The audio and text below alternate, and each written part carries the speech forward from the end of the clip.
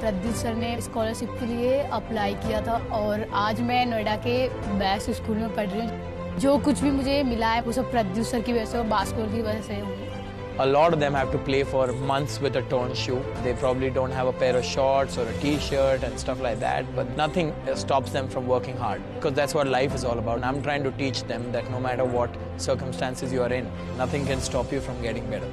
Basketball ने मेरी पूरी ज़िंदगी बदल दी है। अब हम कुछ भी कर सकते हैं बड़े होकर। सर मेरे लिए सब कुछ है, मेरी माँ, मेरे बाप, मेरे टीचर, मेरी गुरु, सब कुछ प्रद्युत सर है मेरे लिए।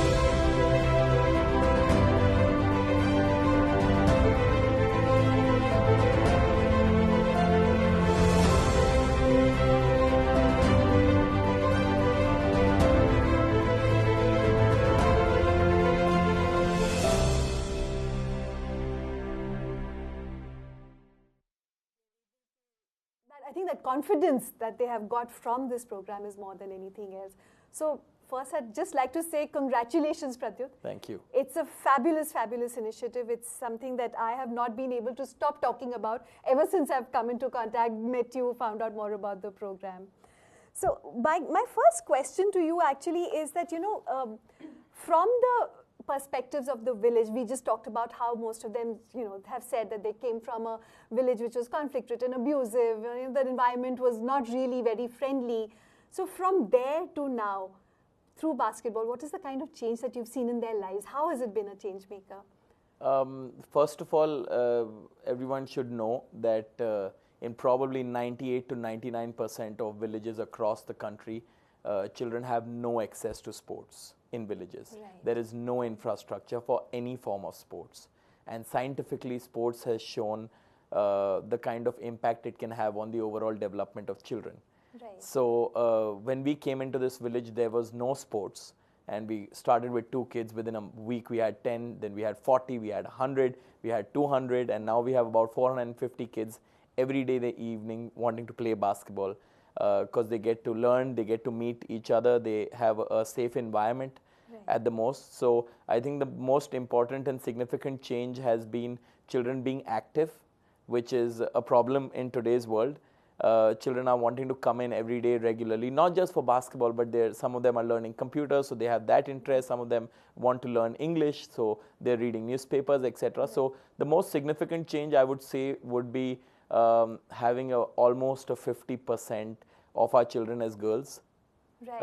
Where they are competing against the boys. It's not a different practice. They compete against each other together. Right. Schools till today, in the government schools, I would say to an extent, and even in lower economic private schools, have a separate 2 rows for girls and a separate 2 rows for boys, even at the age of 6, 7. Wow. So that is where the gap has bridged. Absolutely, now, where yeah. Even brothers are respecting their sisters more at home. Some of the sisters have achieved more, not to my surprise, and so it's all it's been a gender bridging gap where now they're like, okay, you know what, my sister can play with us. Earlier it was like, okay, you don't need to be here. Yeah, yeah. Now it's like they don't have that kind of a liberty to say that, and the girls are proving themselves. So one of the biggest change makers has been that. Another change maker I would say would be their leadership qualities. Children are leading, they're going out playing tournaments, winning tournaments. Right. Across Noida, across Delhi. And what a boost to their self-confidence, just that fact that they're getting out there, achieving so much. Indeed, indeed. And we are close to some of the top societies of Noida, where we are. And now there are children who are domestic helps children. So right. the lady might be a cook in a society. Right. And the child living in that apartment is telling his mom, you know what, the Didi who comes to our house, her daughter is a really good basketball player. Wow. Okay. So we even play against societies because we want to bridge that gap too. With like yes, globalization yes, and everything, yes. The gap has increased where sometimes children would not have any access to even seeing what a poor kid's life is like or right. The struggles like that. So we've made an entire community in Sector 93 where I almost get 10 calls a day saying, I have a pair of shoes, can I send them? I have 5 basketballs, can I sponsor nutrition? Can I help them in different ways? So we are trying to bridge that gap, and if that gap can be bridged, I don't think we require any major source of funding or anything. If anybody can, it's almost like it costs us a cup of coffee to teach a child basketball for 30 days a month. And it's not just basketball.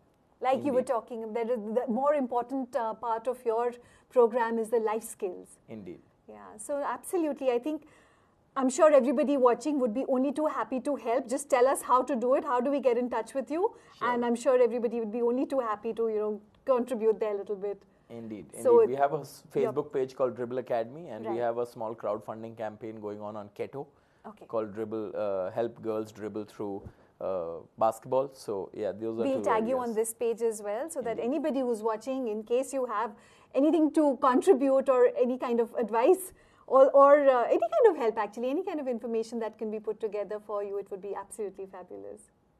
Ankita, moving to you.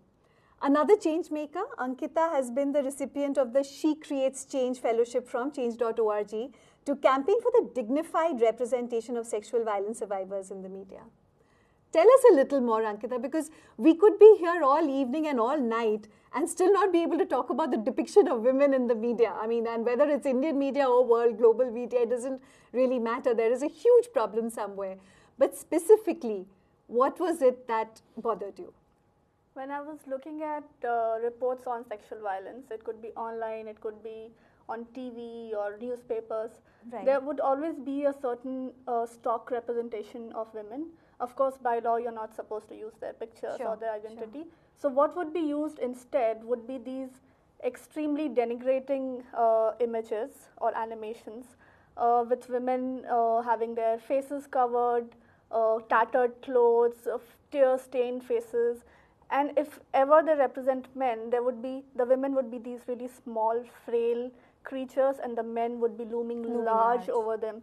So what message are you sending out, that the men have all the power, all the agency, and the women are just hapless objects of prey, and if at all they do not get raped, it is because some man would choose to be so kind or so merciful as not to do this. So you're taking away all sense of identity, personhood, agency from the women, which is why I was so disturbed about it.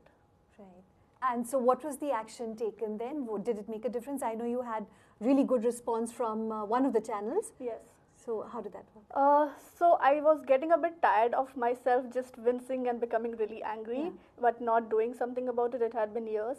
Right. But I was also not so confident as to how much support I would get, whether the media houses would listen to me. Right. So when I got this fellowship and I attended the program, I found this community of women supporting each other and doing similar things themselves. And I felt like, okay, I've now got the tools and the support to carry this. So I had this change.org petition where I was addressing a big media house, and at the end of it, CNN News 18 agreed to stop using these images, and they said they would train their staff on gender-sensitive reporting after about 47,000 signatures in 2 months, which I honestly did not expect. That's fabulous. Absolutely. So I think that is one of the things we underestimate ourselves, in fact, the power of community. And at Momspresso, we've seen that working a lot. Like you said, there's a community of women who understand these issues. There are sometimes these nuances which totally get missed by people when there are only men in a room sitting and deciding policy or deciding even, say, images. So the power of women, I think that's something that everybody at Momspresso needs to congratulate themselves on as well. So what next? I mean, there are magazines, there are so many other media houses, there are, of course, the films. What next? What is your next plan of action? I'm not looking at films right now, but there is actually someone who's doing it through change.org. Okay. That's huge, and Right. I'm totally supporting her on it. Right. So only looking at media, also as a journalist, it's a way of making myself accountable to the public and my community. Right. So this year what I've planned is a series of workshops with reporters. And I didn't know again how they would handle it or whether they would feel like I'm imposing something on them. But they said that actually we do not get the time and resources from our publications to attend these things or to just get together and see what we can do. It's never seen as a priority area. Yeah. I mean, how to represent women. Yeah. Who cares normally? So I'm so glad you're taken this up. Is it only the images of women victims or survivors of violence, or are you also looking beyond at a more broader aspect of women representation? I mean, when we do these workshops, then we talk on the about larger everything. subject, but Okay. to begin with and to keep our focus, Right. just so we start with something and then hopefully we'll get into the habit of always being in the gender sensitive mode and checking Absolutely. ourselves. The word you used is right, the habit. Yeah. It's really a habit for all of us. Absolutely. And congratulations on your work Thank you. also, Thanks so Ankita. much. Adishi. Adishi, you have put your voice to your work, I mean, actually in writing and even otherwise in your work as an educator, to all your thoughts and all your angst about the way women are represented. You worked a lot on digital safety, digital hifazat, as you called it. Taking the same theme of representation of women across, what do you see happening on the cyber side of it, in the digital space, where we all are?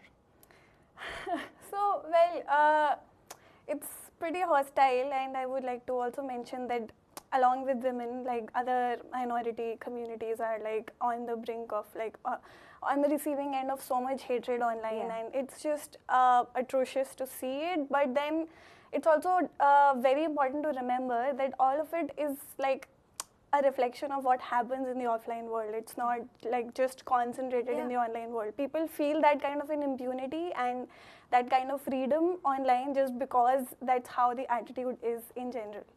So yeah, it's really bad, and like there are a lot of campaigns going on, and the one that you mentioned right now is like FII's campaign, which was like called Digital Hifazat. But yeah, I think for the cyberspace to be safe, it's also important to have that work in tandem with everything that's happening on ground. Right.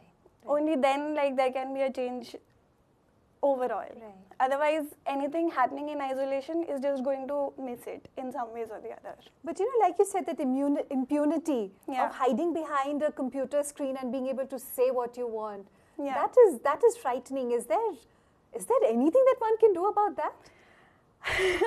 Well, I think you just report it, but then where you go with that, like according to like community guidelines and all of that. But the social overall. Exactly, and also because there is a huge gap with the language. A lot of people only write in their regional languages like Hindi in the northern belt, and since the systems are somehow not as equipped to deal with that or to read the language in which the user is writing, so they are not able to see its violation. So I see. Right. That's so even the reporting has its limitations. Exactly. Yeah. Right. It hardly ever works, honestly. Right. Yeah. Well, when we started this discussion, we had a very interesting discussion on our closed group, Let's Talk with Parul. In case you haven't yet become a part of it, please do so now. Send us a request, and there are a couple of simple questions to answer, and we'll include you in that. So the question we asked was exactly the same that we're talking about right now, that you as an individual, what would you do? Forget policy for the time being, forget everything else that others are going to be doing, but what can you as an individual do? And we had some really, really good responses on this, lots of ideas, lots of perspectives and ideas, of course, like I mentioned. So we've just put those together, and we'll show it to you. Can we have the next slide also, please? So the question was, what can I do to stop rape culture? So one of the first things, like we're saying, not support inappropriate, sexist or misogynistic imagery in media, movies, songs, stand-up comedy, news channels. Call out sexist jokes or maa behan ki gali. That's a huge one there. In the workplace or in social circles. I mean, that's a very simple thing that we can do. Why are women at the core of a gali? That is another thing we all need to revisit. Sensitize the men in my life to do the same. Raise my children in a gender-sensitive environment, not assigning gender-based roles, encouraging choices, not stereotypes. We can have the next slide. There are some more points. There's a whole lot of discussion which happened on this. Bring up my sons to respect women. Understand consent. We're going to be talking more about that later. Eve teasing is not fun, irrespective of economic or social status. I think that's also a very, very important point that, we do tend to stereotype things and say, acha, this happens in a certain economic level and not at the others, but we'll see very soon, and we have one example also that it's rampant all over. Extend this understanding to my support staff, house help, drivers, clerical office staff, factory workers. Respect and celebrate diversity. And sex ed, of course, most important. Age-appropriate sessions starting early, updated and repeated periodically, with or without professional help. For my children, and for those of office or home workers. So I think there are two things involved with, all the fabulous responses we got. Make a change within our own households and extend it to as many people around us as possible. So in fact, Pradyut, let's get back to you that, in this context of, the kind of change that we can make, and change starts at home. You mentioned that we'll just talk about that a little more in detail.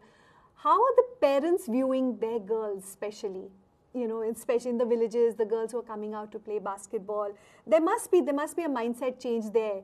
So earlier, again, they must have been just relegated to the background. What's happening now? Indeed, I think there's been a drastic change, especially in the villages where no girl had ever played any sport before we came in 2015. Today we have 200 girls playing basketball. That's not enough, by the way, but that's a start. It's a huge start, yes. And 200 girls are coming every day and playing. I think parents are now more open to the idea that, okay, it's all right for my daughters to go and play. Some of the parents even come and support their children. Some of them even take them for tournaments and matches, etc. Some parents are, of course, more enthusiastic than the others. But now they're all daring to dream in terms of trying to find out what is the EWS quota, how can our children study at the neighboring schools, what are the basic guidelines, which was earlier something which they never thought of. So there's a possibility somewhere which is opened up for them. Indeed. Yeah. And they've seen their children getting on flights, going to different cities.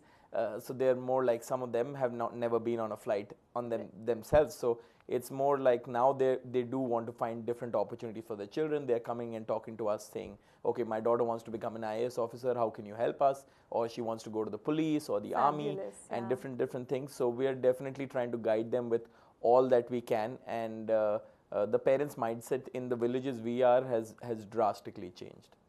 And is this only for the boys or girls or both? How do you see that happening? Specifically with respect to girls, what are they? I mean, like you said, the possibilities of various kinds of opportunities have opened up. Right. But what about the dynamics within the household, between the boys and girls, between the parents and their daughters? I would say it's changed a lot. We actually get complaints from parents where the parents are saying, now she doesn't make any food at home. Okay. So she's refusing to make it. She's like, if I got to do it, then my brother's got to do it too. So it's like, okay, if we can divide the work, we'll all do it together. Otherwise, I'm not touching the belan or doing any rotis and stuff like that. So it has changed where they've gotten confidence to say no, and I think more and more needs to be done from. Even though we're talking about what individuals can be done, I personally believe without a policy in place, a lot of it becomes very, very minute. We can't really do a lot of work at the scale level. But as individuals, if we all are near neighboring societies, we all are having children or domestic helps in our houses, if we all can find a way to do a little bit for themselves, in kind, I would say, not even monetary, I think we can make a huge impact on society. Absolutely. I think that's the least little bit everybody can do. Yeah. Ankita, you worked a lot with children and spoken word poetry and all. So how is art able to impact, mindset change? Art, for one, allows you to express yourself. And you know that, okay, in this space, I do not have to conform to any societal norms regarding gender or masculinity and so on. So people are freed. And then you also get to think about things standing in other people's shoes. Like in theatre, you assume different identities. जैसे मैं एक project का हिस्सा थी जिसका नाम जेंडरवेंशंस था, और उसमें हम लोग मंच पर लड़कों को बुलाते थे और कहते थे कि आप चलें, वॉक अक्रॉस द स्टेज, और हम उन्हें निर्देश देते थे कि उन्हें कैसे चलना है.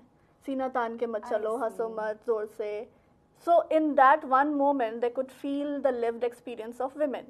और शायद हम 3 घंटे तक उनसे बात करते तो शायद उतनी अच्छी तरह से वो नहीं समझ पाते. So I do feel art has immense transformative potential, which is why I keep trying to use it, especially with children. And like Pradyut mentioned, that whole feeling of confidence, do you see that also happening when they're, kids who've always been repressed and pushed into one corner of the house, especially the girls, when they're given that chance for expression? Yeah, so I had a group of girls last year and I was working with them, and in the beginning they would just write poetry that they would think is correct. So they would write about the nation, the army and mothers. जो school में पढ़ाया जाता है, जैसे बोलते हैं कि ये सब सेफ है और इन चीज़ों की तारीफ करनी है. पर मैंने उनसे कहा कि वो ठीक है, लेकिन मैं आपकी ज़िंदगी के बारे में जानना चाहती हूँ, आपके सपनों के बारे में जानना चाहती हूँ.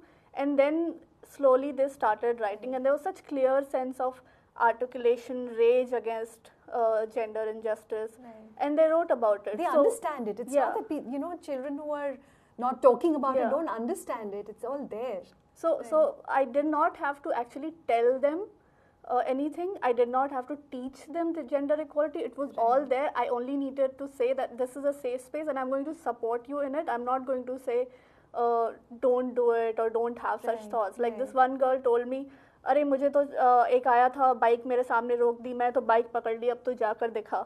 And so she had already done it, and but she said when I told it to others, they didn't appreciate it so much. तो उसे कहा गया कि पंगे मत लिया करो, क्यों इन चीज़ों में पड़ती हो. So she just needed a safe space to hear from someone that you were right in pushing back and not accepting. Absolutely. I think that is the huge burst of confidence that every child should be able to get. We have a very interesting question, and I'm going to ask you all to help answer that one. Anima wants to know, how do we deal with porn and the lewd pics shared in the media and social media, which has been accessible to the kids? Any movie or series we watch, regardless of the age, has various sequences that tend to be uncomfortable. How do we manage these sessions? Ankita, would you like to take this? Sure. For one thing, I would say parents need to intervene more in their children's schools. A lot of these differences and this exaggerated tension around the bodily differences between men and women. Like I have this friend and she has a little daughter, and they were having swimming classes or something, and she was told that you have to bring a swimsuit. और उसने अपनी माँ से जाके पूछा कि माँ मुझे swimsuit लेके जाना है, पर मुझे भी वो पहनना है लड़कों वाला शॉर्ट्स, मुझे अलग क्यों बोला? So do we really need to sexualize children's bodies at that age? And this, I mean, the minute children start going to the school, they start saying, girls ये कर रही हैं, boys ये कर नहीं, girls, and before that their bodies are free, they don't have these stereotypes in their own mind. So I think we need to make these interventions go to schools as early as possible. Like Pradyut mentioned, that there were 2 rows of girls only, sitting separately, sitting quietly, and then things can get more inclusive. Yeah. Absolutely, I think that's one of the things, again, initiative that parents need to take. Yes, Adishi. I would also like to add to what Ankita said, that we all know that hypersexualization is like rampant right now in songs, in movies, and of course very easy access to porn. I think it's important for parents to intervene while also make sure that they don't attach shame to things like sex education. Because I think it's like we just keep dwindling in one, like in either ends. Like we just say this is bad, this is really bad, oh my god, what are you looking white, at? No exactly. Grays. But they also need to tell them that, see, this is where this is coming from, this is how you can do it responsibly, this is what your age appropriate thing is. Instead of making it into such a big deal ki, oh my god, like what are you doing, and I think that shame word is key over here, that we all do that because there's already a lot of hush hush around it, and we don't need more of it by adding more shame attached to it. I think as parents, just to try and get kids to steer away from sex, because we feel, again, age appropriate and all, that we use the word shame, which itself is wrong. It puts you on the wrong track completely. We have another slide which just brings out the point we were talking about, sexual harassment, safety having nothing to do with economic status. So I'm just going to show this to you. It is basically a news report which happened, an incident which happened in December, where a top IB school had this incident. There were 14-year-old schoolboys who were WhatsApping their girl classmates and using extremely violent words. They were talking about rape, they were talking about gangbang and physical violence as well. Slut shaming them. I mean, these are kids of extremely affluent parents. And again, it's a clear indication that we have nothing whatsoever to do with an economic strata or something. You hear people say this so often, ये हमारे जैसे घरों में नहीं होता है and all. We really need to get over that snobbery. ये हर तरह के घर में होता है. So this is my question to you, Adishi. We just, continue that discussion about how parents are talking to children and all, but how are we talking to the boys? Especially boys in affluent households where you would imagine the parents are well educated, extremely aware, extremely, observant about things that are happening around them. If this is still happening, have they not understood the meaning of consent and respect? Is that where it starts? Yeah, so I think that point about it not being related to the economic status of Correct. the person is very important, and really we need to get over that because it's extremely bigoted and stereotypical, and a lot of violence with a lot of people happens inside their homes. Yes, and absolutely. like homes like By our known families. people. Exactly. Yeah. So that just completely gets whitewashed when things like these are discussed. Right.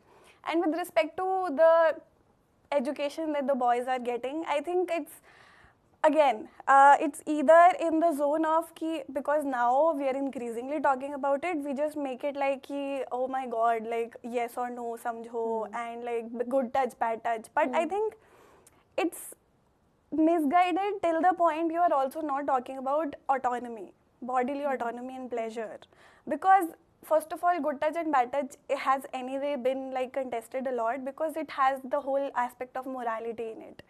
Okay. So that to put that responsibility on a child is a lot, and for the child as young as say 4 years or 5 years to understand is this good or bad. Exactly, yeah. Right. And we need to have more comprehensive conversations about what like autonomy feels like, what feels good to me, what feels safe to me. That's very important. And like with respect to conversations around consent with boys my age, for example, with men my age, I think it's just very tricky. And also with respect to the recent Me Too movement that has been going on, it's just because we don't understand autonomy, we can't limit our conversations to just only yes means yes, because that's where our narrative is right now. Either only yes means yes, or like a very happy yes, or like I'm forgetting the word for that. Right. So but the problem consent, is, full consent. Exactly. Then, the problem is that we don't realize that even to give a happy or like a full-blown consent is difficult when sex comes with so much shame. Yeah. So if you are saying that, you also need to say that, but this is a little difficult, like because the situation is not ideal. Right. So like one of my friends was my abuser, and he told me that because you were quiet is why I thought that you were okay with what was happening. And it's a very like common thing that you have a fight or flight response when you are in a traumatic condition, and that's exactly what happened. My body froze. But since he had no clue how to read signs or how to understand someone's body language, is why he just completely was like, did whatever he did. So yeah, I think it's very important for which is why I'm also now like taking a lot of workshops with children on social emotional learning, which a part of it, which is this, that you need to understand the unsaid basically the non-verbal communication of someone's body, instead of just focusing on she's not saying anything, so she's okay with it, because there are so many layers to how someone processes things, and we need to be aware of that. So it's very important for boys and men to be made aware that they need to be open to seeing and reading what the other person is saying and making an effort to make it clear. Like you ask them, is this okay, or are you okay with this? If you don't ask it, then you're just assuming it and coming with that entitled sense of oh my god, I know everything that's happening around me. So yeah, I think that's very important. And that's taking the conversations about the birds and bees to another level. Exactly. I mean, like you said, that good touch, bad touch is really very, very preliminary, very fundamental, and to a certain extent questionable as well. Yes. But yeah, talking about the emotional aspects of it is definitely. Thanks for sharing that, Adishi. Thank you. We had a double agenda for today. One was, of course, to ask you what you thought you can do as an individual to impact social change here. But the other aspect was also to introduce you to people who've made that change, and we've already done that with our panel over here. There's one more agency that I would like to introduce to you. through a film. This is the Gender Lab. And let me just tell you a little bit about them. This is, we came together recently at a UNESCO-led dialogue on engaging men and boys for gender equality. And there were a lot of extremely interesting organizations and individuals who came together over there, one of which was Gender Lab. This is an NGO that focuses on addressing gender issues through innovative interventions. So we have a short clip from them. Let's play that.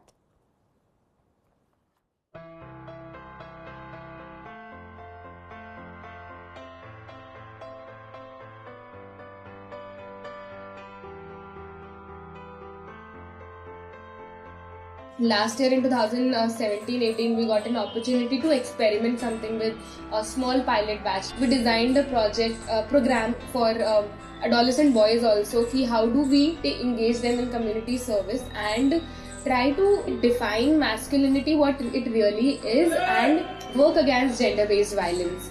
Manhood means man also have right to cry, show emotions. That manhood is not just about physical power. It is about respecting others and giving women also opportunities in their lives. Gender based discrimination आज भी इस दुनिया में हो रहे हैं और हमें उसे कम करना चाहिए। कभी ना गर्ल्स और बॉयज को अलग ही समझना चाहिए, क्योंकि वो दोनों सेम होते हैं। ना गर्ल्स कम ना बॉयज ज्यादा, ना बॉयज कम ना गर्ल्स ज्यादा। हमेशा लड़कियों को मर्दानगी में नहीं रहना चाहिए। जैसे कि कोई लड़के ज़्यादातर मर्दानगी दिखाते हैं कमजोर बच्चे पे, उसी के बारे में हमें सीखना। We have an opening workshop wherein we discuss, we talk to them about gender, about masculinity, about change, about violence. Sex और जेंडर दोनों अलग अलग होते हैं। सेक्स तो नेचुरल डिफरेंस है और जेंडर जो सोसाइटी ने बनाया, सोसाइटी मतलब समाज। But I like two topics. One is verbal violence and one is toxic masculinity. Verbal violence means you give bad words and other bad things. Toxic masculinity means you take advantage of being a man. You like go like a man and you hit and all, and you tease like another person and all. When it comes to boys, I don't want to blame them कि what I've been through in my life because of you, because it's not their mistake. बहुत सारे boys को मैंने देखा है कि वो challenge भी करते हैं खुद को, बट फिर वापस क्योंकि फंस जाते हैं उसमें, उन्होंने देखा नहीं है कभी। लड़कियाँ भी बराबर है हमारी। आज के टाइम पे लड़कियाँ ही सबसे ज़्यादा देश का नाम कर रही है। मेरे को लड़कियों में थोड़ी इज्जत है। For this program, my thoughts is ये मैं सब मैटर नहीं करता कि क्या करना है हमें, वुमेंस को हमें इतना अहमियत नहीं देनी चाहिए। बस उनका काम ये है घर में रहो, खाना बनाओ, शादी वादी करनी है, बस बच्चे बच्चे संभालने हैं, वुमेंस के लिए काफ़ी होता है। बट जब जेंडर लैब हुआ, अपने ओपिनियंस हमें उभारने के आइडियाज़ दिए, उसके बाद हमें पता चला कि मतलब हमारे थॉट्स भी चेंज हो सकते हैं और हमारे अंदर भी कुछ अच्छा है अपने वुमेन, इंडिया की वुमेंस के प्रति। Post this, they take up projects in their own communities around the same topics. These projects are basically issues that they might have encountered in their own areas, in their schools, in their society, which they would like to stop. अगर 40 बच्चे aware हुए तो अगर आगे बढ़ाएंगे तो पूरी दुनिया कभी ना कभी तो अवेयर होगी। जो नॉलेज मुझे मिला है मैं दूसरे को समझा दूंगा वो सब नॉलेज। लड़की को छेड़ना है अपराध तो भाई चालो खुले अब जेल है तो लड़की किसी की तो बहन है तो अब तो समझदार अपराध मत कर भाई। When you're planning something, when you're talking about something, you have, like we all do, our armchair discussion, social media venting, and then actually going about and doing it. So Pradyut, let's start with you. What made you actually put actions where your words were? Right, so I finished my master's in clinical psychology from MIT in Noida, and I was interning at a drug rehabilitation center in Delhi. Okay. Majorly for the affluent community, because it's a very expensive place and not many people could afford it. But my area of interest was substance abuse and the growing problem with that.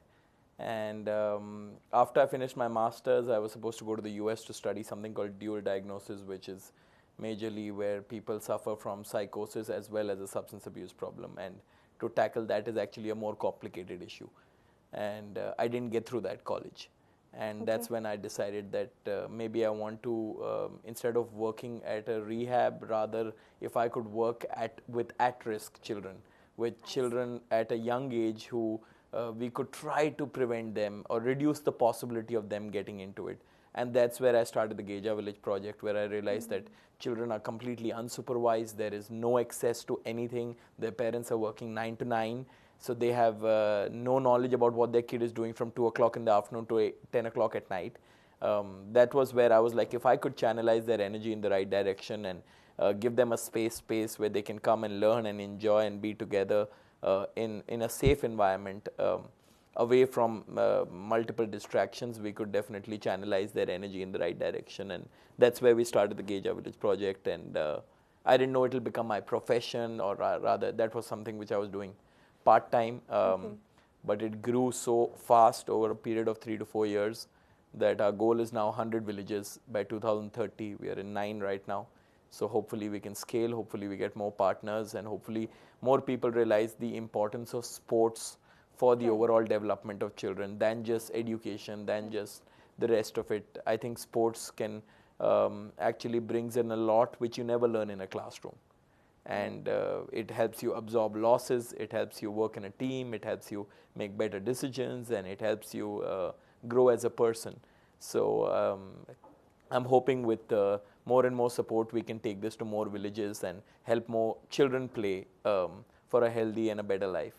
I think the college's loss has been our gain entirely. So, and I'm so glad you took that call and that choice, because look at the difference you've already made. Right, thank you.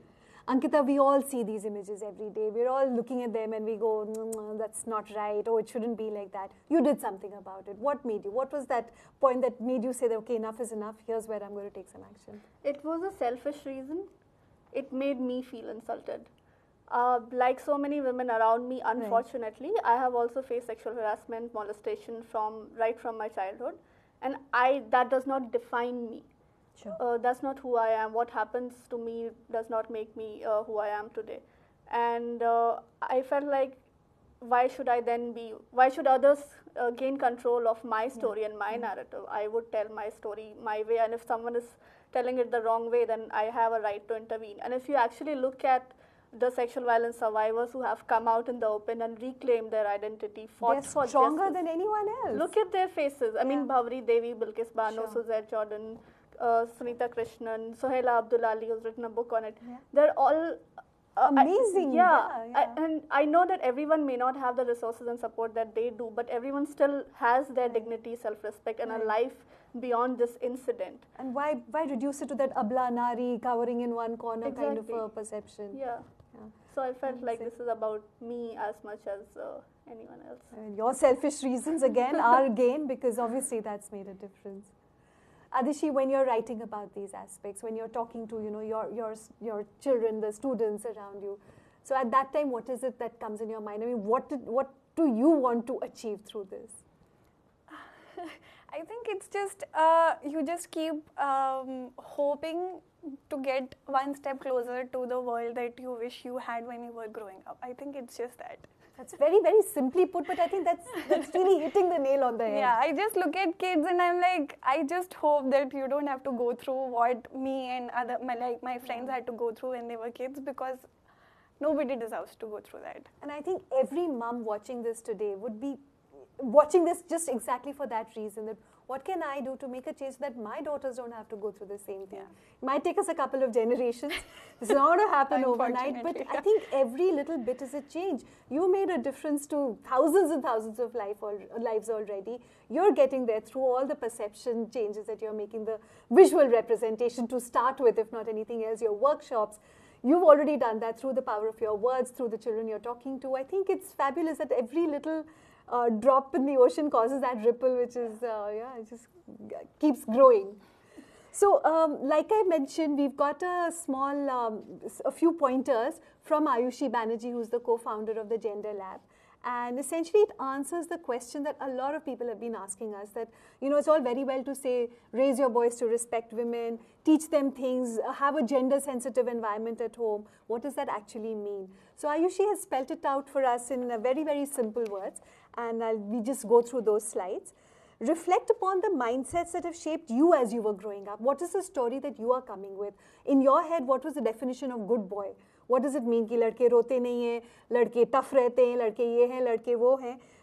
think about the stereotypes that you're bringing to the table, to your household, and then think about how you want them different. Exactly what you said, Ayushi, that do you want your children to grow up differently from how you have been raised? So I think that's the first point.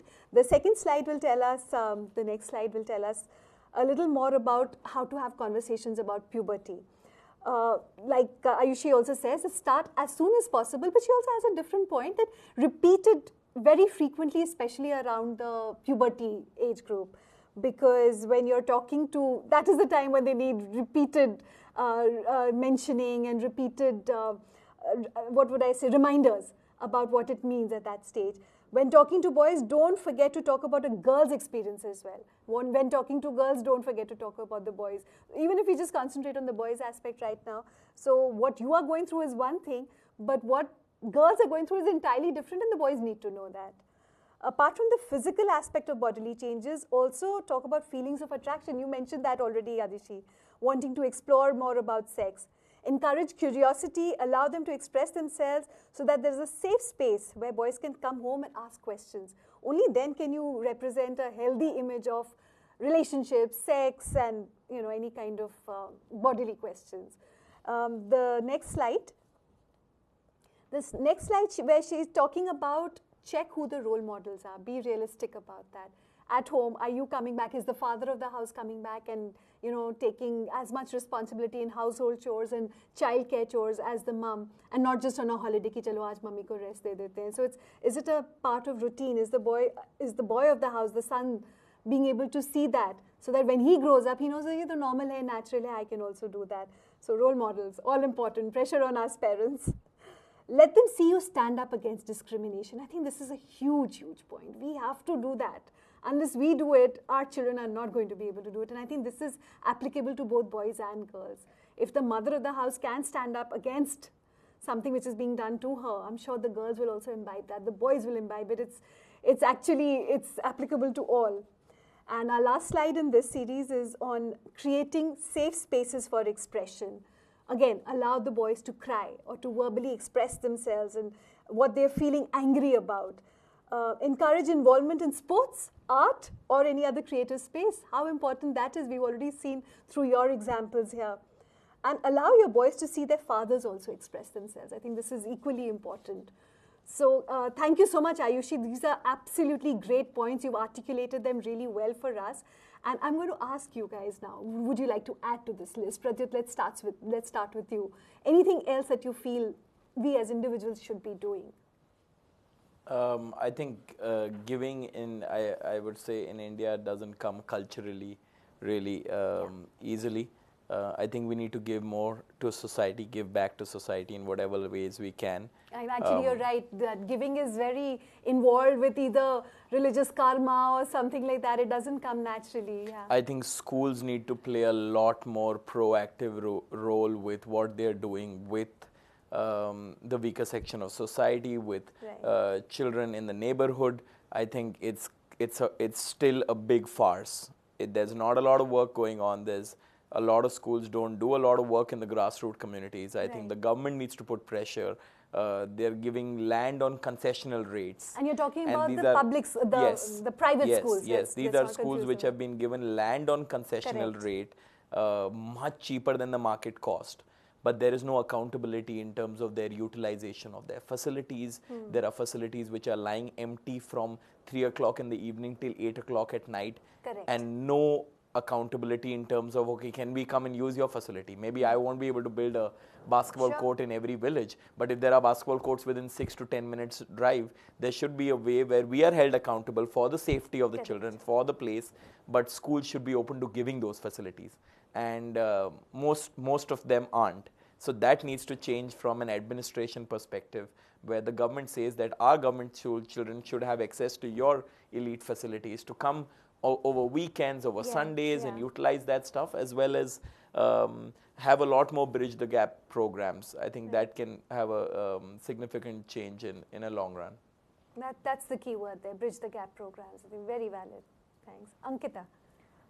First, because you talked of the social media and you know, talking on armchairs, I would say let's not stop doing that. Let's not stop doing that, sure, absolutely. Because there's sometimes it's the most difficult to speak in families, private relationships, private spaces, you know. If we are sitting 5 people and one person is saying something sexist, might be more difficult for me to call that person out because he is my friend. Then and there. Yeah. So even those things are sometimes the most important. You talked of how to talk to boys, and maybe we should stop talking at them, because when they cry, we don't ask what upset you. We ask, why you're crying, don't be a girl. And I think women would attest to this. We have had so many communication problems talking to men all around because their communication was shut down. So usually what happens is we think something, we feel something, and we act on it, or we should, ideally, as living beings. But what happens is with men is they are supposed to take some actions. It could be violence, rape, and then they're supposed to attach a feeling to it, which would be pride or machismo.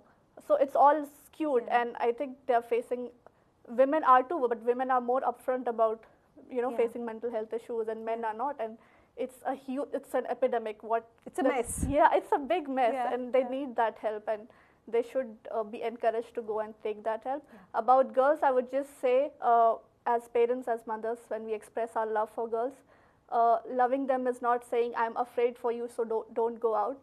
Loving them actually is putting the action behind the thought and saying, okay, I am afraid, and I do love you, but my fear should not constrict you or your life or your dreams. You go out, and I will work to make this world a better place for you. Absolutely. Adishi. So the pressure of the closing remarks are on you now.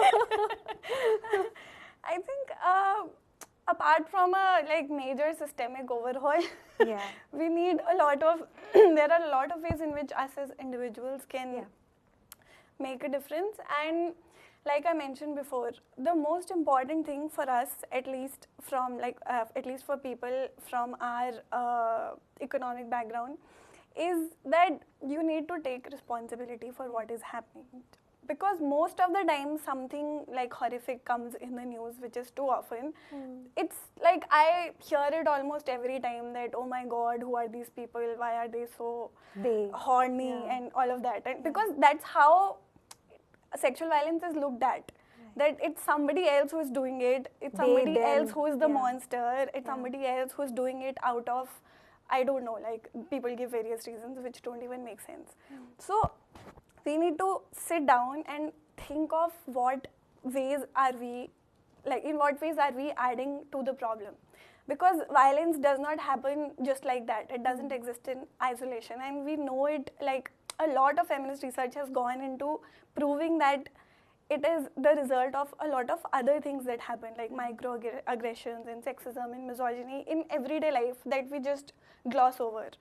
It's very difficult to call it out right away, but we need to take responsibility to be reflective about it, to just think that maybe, because I think when I look at people around me, especially elders who are parents now, I won't just say that, you need to take responsibility, you need to change if you come back home for a dad and just lie on your bed and you can't even take a glass of water for yourself. But because it's a lifetime of conditioning. Habit, yes. Exactly. So start small, just try and do it, because if we keep shaming people ki bhai, you are a sexist man and you should be ashamed of yourself, you are doing everything that is wrong with the world, it's not going to take us anywhere. We need to tell them that, build that capacity basically and make them realize that, see, this is what your children are also learning from you, and however much you criticize whatever is happening in the country, you are also being a part of it. Exactly. So seriously, for everyone, people my age, people who are parents, people who are children, just see, just make it a regular habit to go back to whatever happened in the day. You said something or you heard something that was unnecessary or that was sexist, and how you could have responded to it. At least be open to that thought. Exactly. That it's everywhere around you. Everywhere, and that you're part of it. Exactly. And you can influence it. Exactly, and you must. It's not like an outside problem. It's coming from us. I think the first point that we need to change our mindsets is the they, them, their problem, not my problem, not my house situation. It's there, it's in our houses, it's up to us. And it's, all of the points that you put together, all of you, and the points we got from Ayushi, the work by Gender Lab, all of that put together just gives us this one thing that there's a lot I can do. at my level. I may be a school owner, I may be a teacher in that school, I may be a student. Anybody at all at some level, I can extend a little bit of help to somebody, to the workers in my house, to my factory workers. The same thing that I'm doing at home, I can slowly just kind of spread it out. The ripple effect, let's hope that works. And let's hope everybody watching can make that change. Thank you so much for being a part of this panel. It's really been wonderful talking to all of you. And thank you so much for watching.